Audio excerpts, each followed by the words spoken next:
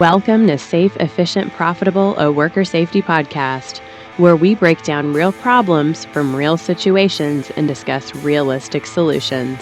And here's your host, owner of Allen Safety LLC and CHMM, Joe Allen.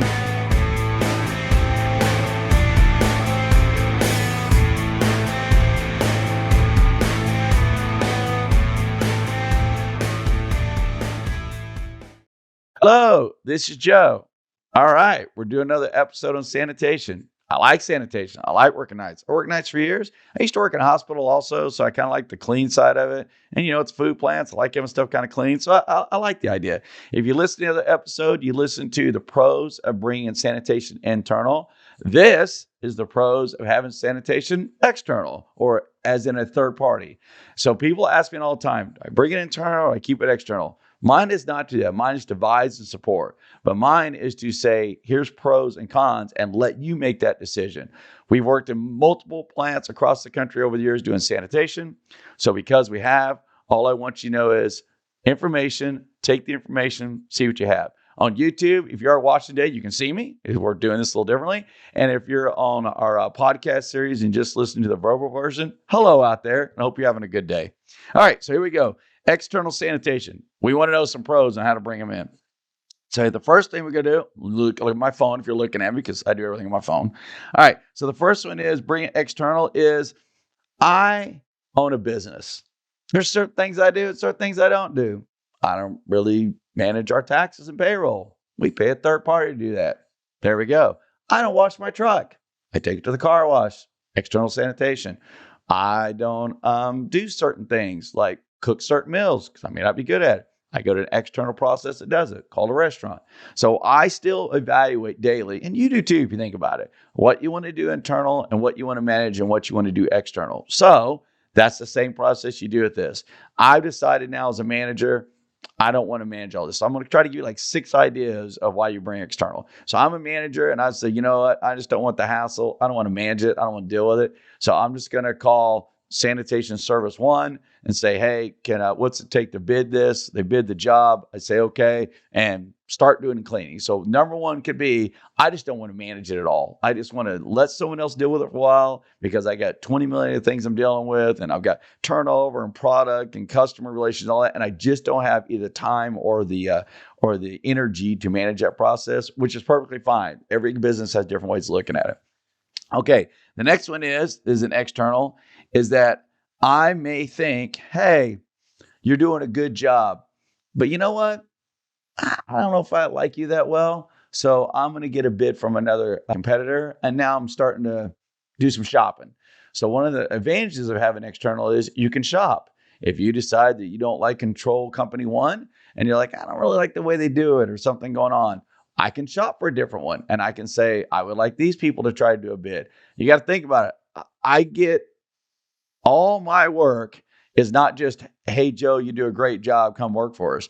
A lot of my work is, how much is it going to cost to do this task? We've got 2 people who are looking at this. What can you do? What can you bid us? So there's still a world of management teams that may want to say, we want to have an option to be able to hire different companies or different controls if we don't like the one we have.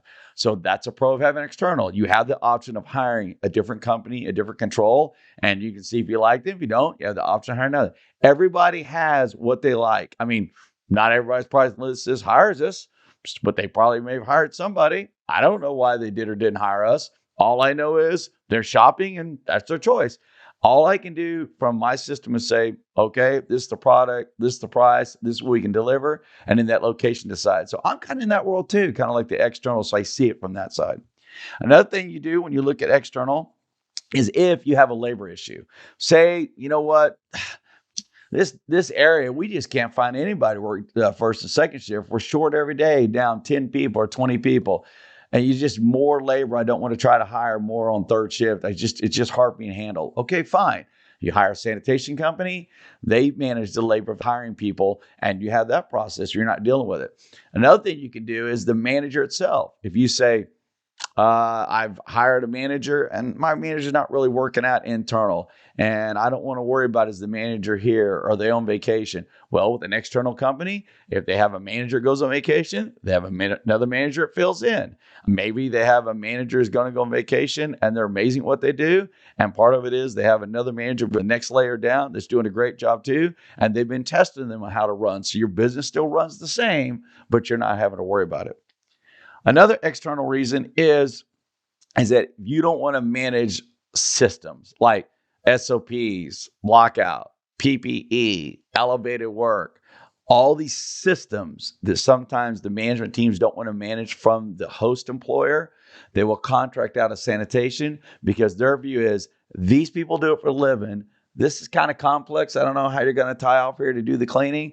And those people do it for a living. Let them figure out the puzzle. So for example, my job, whether it be internal, external sanitation company, is I'm the person that has to go in and try to figure out how we're going to do that. So there is a different variable of you're not sure how to accomplish that task, and you can use those resources as external to help tell you different ideas of how they solve that equation. Confined space, elevator. I got a lot of confined space the last few months. And as people are asking that, they're asking me, how do you do sanitation, confined space? There's some other variables. And then some of the companies say, well, we're not sure how to handle it. They'll go to a third-party sanitation and say, how do you handle it? And they'll let that third party work on how to manage that, the cost, the training, the variable of how to clean that piece of equipment. Because maybe that location doesn't want all that stuff that they have to do to make that confined space and make that cleaning. So they'll hire that external sanitation company. So they will leverage that experience and those ideas when they hire out to give them that data, and then through the labor as well. So it's the idea, labor, problem, process, however you're going to manage all that. They like saying, well, let that third party manage it. Another reason you would hire external is that you may say to yourself, you know what, we're going to start at 5:30 in the morning. And there are companies who do different processes where they'll say, you know what, third-party sanitation's got this till 5:30, and then my location takes on at 5:30, and your job is to get it managed by that time. So it's a management tool of whatever happens from 11 o'clock at night till 5:30 in the morning, that the push is from that host employer is that sanitation company's got to be flawless in dealing with that to get it done by 5:30, and the location, don't worry about it. They spend their whole business on running at 5:30. And then a couple other random things is managing chemicals. Plants don't want to do that. Some of them don't. So they'll hire external because they're managing the chemicals, the totes, the chemical mixtures for the food safety side.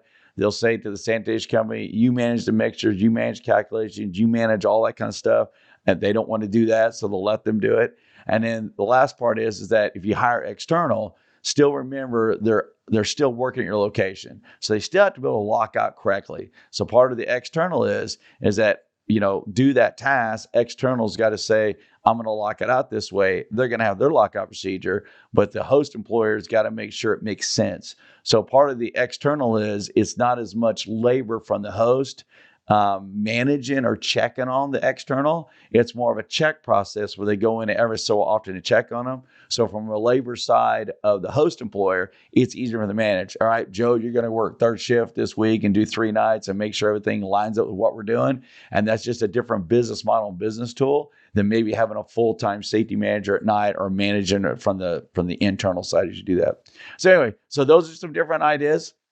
And of why you would bring it external. Like I said, those are pros. And I hope you got a few things out of this episode. And have a beautiful day. Thank you. Thank you for listening to Safe, Efficient, Profitable, a Worker Safety Podcast.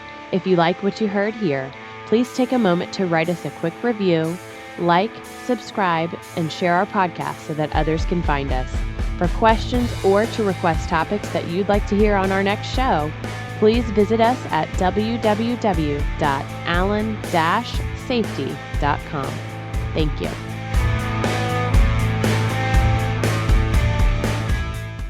Safety first, stay safe.